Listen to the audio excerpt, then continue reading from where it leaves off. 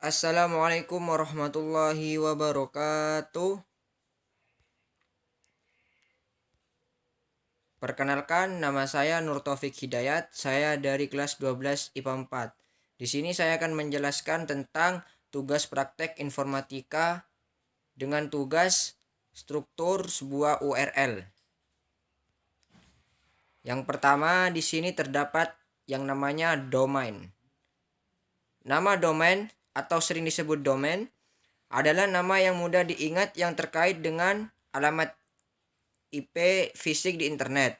Nama unik ini muncul setelah tanda @ di alamat email dan setelah www. Di alamat web.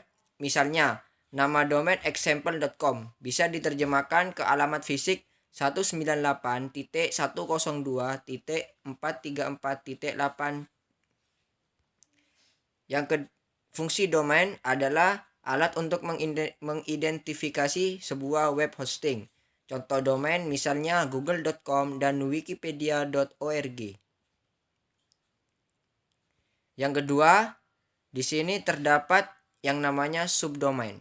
Subdomain adalah bagian dari sebuah nama domain induk. Subdomain umumnya mengacu ke suatu alamat fisik di sebuah situs.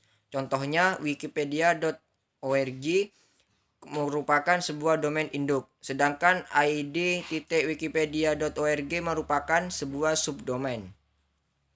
Fungsi subdomain adalah untuk membagi satu situs website menjadi beberapa bagian. Dengan adanya subdomain, maka Anda dapat membuat halaman baru namun tetap masih menggunakan nama domain yang sama. Yang ketiga, second level domain atau SLD.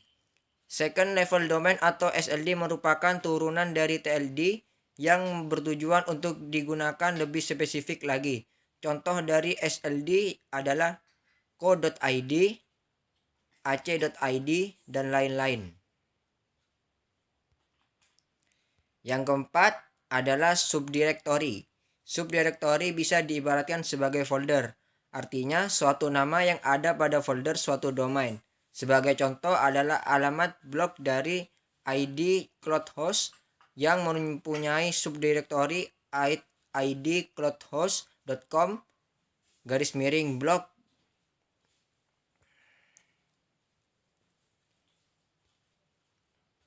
Selanjutnya ada yang namanya file name, page, dan endpoint.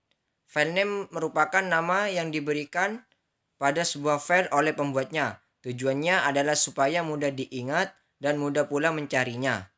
Yang page artinya halaman yang bersifat statis atau jarang berubah, yang tidak berkaitan dengan urutan waktu kronologi saat membuatnya.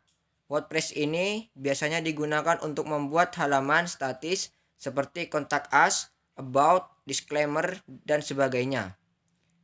Research atau endpoint adalah semacam titik masuk ke aplikasi yang dihosting dari jarak jauh yang memungkinkan pengguna untuk berkomunikasi melalui protokol HTTP.